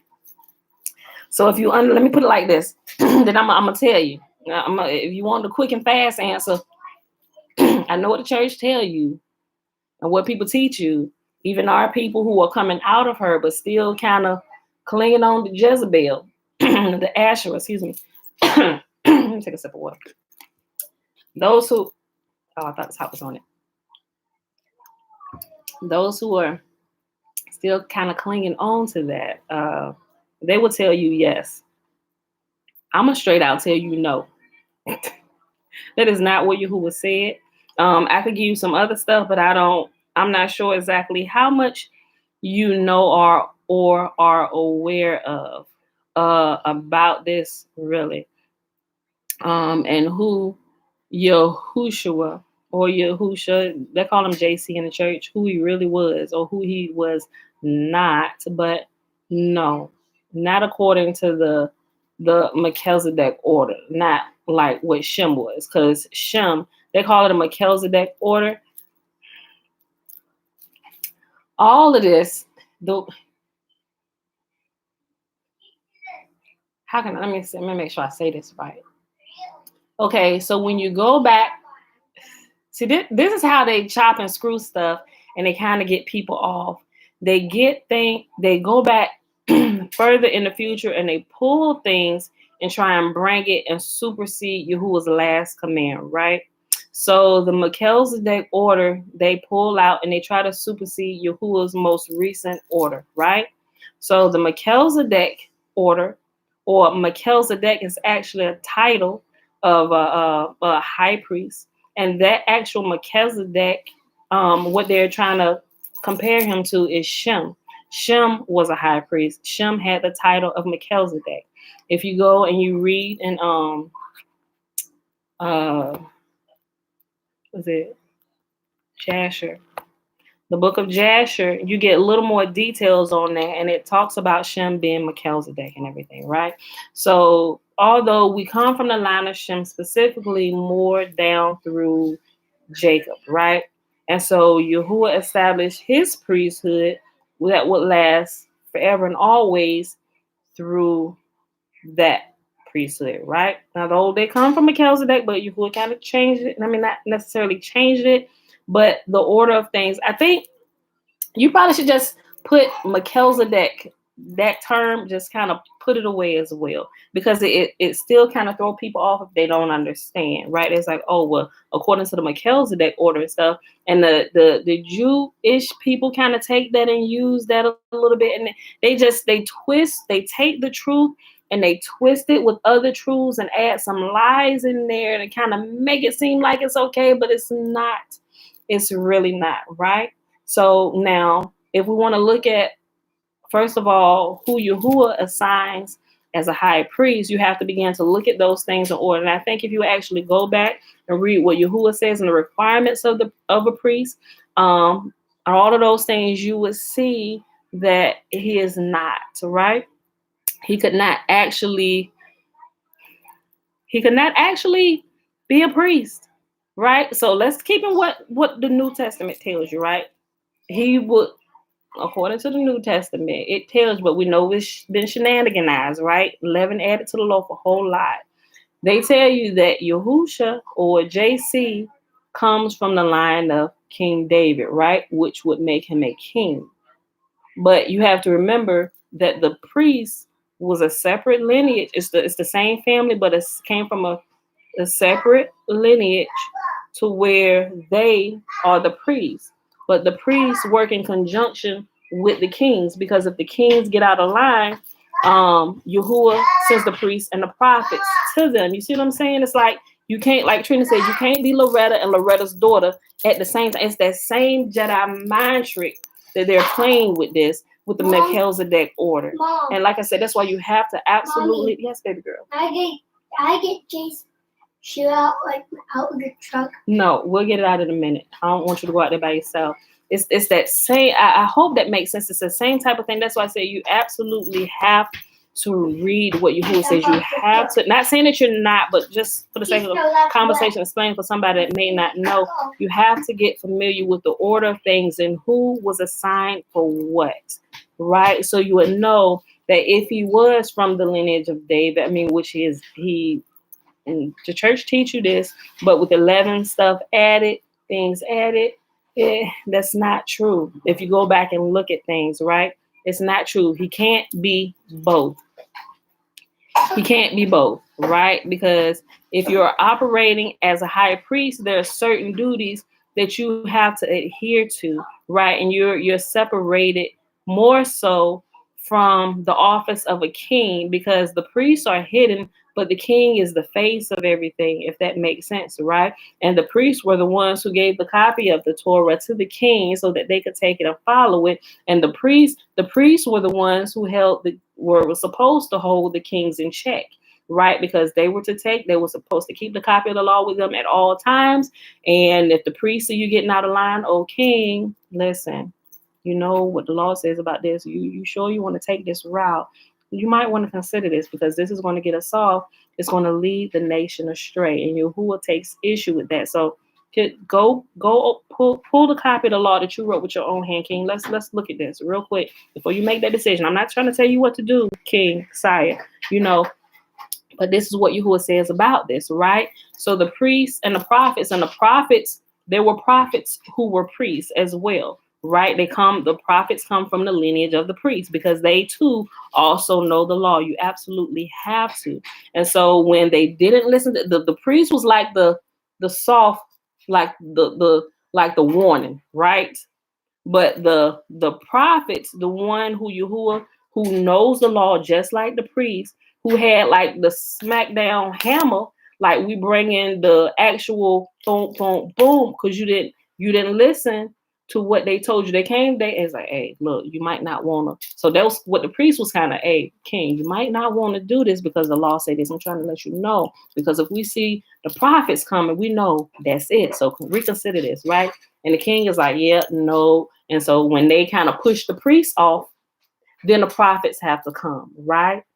The prophets should preserve knowledge, truth upon their lips, to reinforce it to the kings who get off track, who's not paying attention. And when they don't listen to the soft, hey, king, wait a minute. Then the hard, hey, king, wait a minute, has to come, right? And then when they still don't return to Yahuwah and get back on the right track, what the prophet has to say, who also knows the law in and out, just like the priest, then judgment has to fall, because you ignored both of the warnings, right? So I would say absolutely not. Yahusha is not the high priest in the order of Melchizedek. That's what I would say, based on all that I know about the law and everything. I used to believe that. I really did, until I started actually going through reading the scriptures for myself and studying them and checking things out, I'm like, this goes against everything that Yahuwah has said. You can't be Loretta and Loretta's daughter at the same time. It's the same Jedi mind trick, George. So I hope that makes sense, you know. So, but I know some of the teachings about that and how people teach that in the order of Melchizedek, but I can no longer agree with that teaching. And that's just from my personal study up until today, you know. So, Grand Rising, Kimberly. All right, y'all. So with that being said, if you got any more questions or you got anything deeper, you can respond in the comment section. I'll chat back and forth with you, and I'll kind of pull some references up for you if you want, or you just send an email. I check the email. Like I ain't gonna say daily because I don't check it daily, but I will check it a few times a week just to see. Or somebody say they sent me something, I'll go check it and pull it up. But I will check it like every other day, or maybe every other day. I'll check it, you know. So that's what anybody. If you want to send me a question or something that you don't necessarily want to post here, but you would like me to address it, if I know, I'll share what I know because I don't know everything, y'all. Some of y'all know way more than me. But with that being said, y'all, we got to go get out of here. We're at 1:54, an hour and 54 minutes. So I will chat with y'all tomorrow, 7:15 a.m. Eastern Standard Time, Monday morning, y'all. I love y'all. Be out of here. Peace.